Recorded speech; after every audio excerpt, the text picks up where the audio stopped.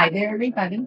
I'm with my friend and colleague, Sheryl VanDuren. We're in the same office, and we have lots of conversations about the market all the time, right? Right.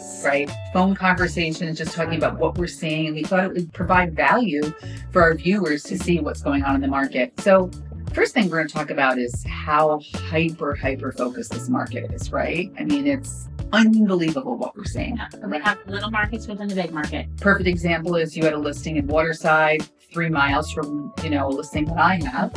And you went on the market first day, multiple offer situations within 6 hours. Yeah, right? Can you believe that? Yeah, in August. Right, in August. Yep. I have a listing a little older. We're getting showings and we're getting activity, but we've still been on the market a little while and we still don't have offers. Yes. Right? Same product, single family home. It just, depends what neighborhood somebody wants and what product they want. Absolutely. Yeah. Absolutely. And I find that when people ask you, how's the market? Yeah. It's like, oh, let's dial it down into a small little micro market. Yeah. It's very different across the board. Yeah, 100%. There's a big migration pattern within Sarasota and Manatee. Traffic, hurricanes, taxes, affordability. Mm-hmm. I saw during the hurricanes lots of people leaving the barrier islands. Going downtown, going out to Lakewood Ranch. Saw a lot of that. I'm sure you've seen a lot of migration living in Lakewood Ranch for as long as you did. You want to speak a little bit about what you see in Lakewood Ranch. Well, I do think that people are, they're either downsizing, upsizing, and they want to be in an X flood zone, which is a no flood zone. Mm-hmm. Affordability, right? So yes. Lakewood Ranch has so many people, and now it's become unaffordable for a lot of young families, right? $1 million doesn't buy you a lot in Lakewood Ranch anymore. So we're seeing people go north to Parrish, or people still go south to Wellman. Down south. And if, Wellman is really building up. It's going to be the new Lakewood Ranch. Yeah. And I guess the moral of the story is when you're working with a client with all of this migration that's happening, if you're an agent that wants to stay hyper local and stay focused and just stay on the keys, right? Missing a lot of business, but also service. Like your client says, I don't want to be on Lakewood Ranch. I want to enjoy the beaches. Yeah. You need to be able to serve them in that market and be able to duly serve them. And lifestyle. Yeah. When people come to town, I ask, what do they want out of Florida? Yeah. What do you want to do in Florida? Yeah. Because most people like golf or beach. And they change their mind. Yes, and they change their mind. And it's, so very different. Yeah. But I think with your service, my service, we are not hyper local. Yeah. We do the big picture. Yeah, we do. And we don't drive to Miami to sell property because that doesn't serve our clients. So people always want to know, what are the deals? What are the deals right now? What can I buy? Look at the deals. What are the deals? I think we would have the same answer.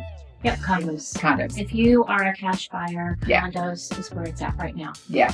A dated condo on a barrier island all day long. Yep. All day long. And don't forget, we have some great vendors that we can recommend. Yeah, absolutely. And the condo market is going through a tough time right now, but it's gonna figure itself out. Yeah. And when it does, the people who bought now are going to be very grateful, especially if they bought a dated condo, because nobody wants to paint in this market. No. But when you find somebody that wants to do the work, and we don't want to forget about our people that finance, right? Because, at the end of the day, it's the same money at the closing table. Where are the deals with finance? Also, about builders right now offering some amazing incentives. Yeah. And great buy downs. Great buy downs. They're offering, credit towards closing costs. And money towards upgrades and home. Yeah. So it's just make sure that they are using an agent. Yeah. Because we are the ones that are negotiating the contracts. Yes. And there are things that you need to do during the process that you may not know about, like pre-drywall inspections, lots of things that you need to be aware of when you're working with a new build. A lot of times on a new build, I see more things pop up than an existing. Yeah. Someone hasn't lived in the home. They don't know what the kinks are. They haven't worked them out yet. It's new, so I never have an inspection, whether it's new or old, where something doesn't pop up. That's right. So it's August and we're busy. I mean, I have 4 closings this week. You've got a multiple offer situation. Yeah. This time of the year, we should be up north, in Europe, in Italy. Not this busy, but we're busy. What do you think that is? Well, I do believe it's the tax law that we're going to be voting on in November. So get out and vote. Whether you're the other. Right. Yeah, just vote. I'm hearing that it's going to pass.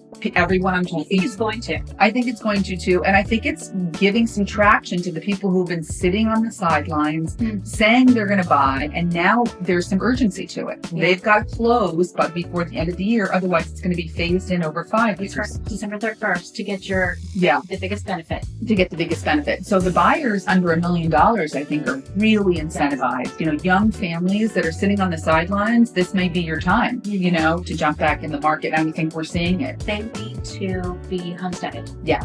So 6 months and 1 day. Yeah, 100%. So if you're looking for a part-time resident, yeah, it doesn't apply. It's not going to apply. No, absolutely. We talk about situational encounters and transactions all the time and how the hardest ones make us the better agents. They certainly do. Right? Because you serve your client, you learn something new every time, which is why I love this job, because no transaction is the same. It's always changing. Always changing. You're always learning something, you know, like today, talking about, you know, I have a closing where the buyer's agent didn't make loan approval. You know, they didn't notify me. That's not my job. Yep. That's, you know, that's happened before.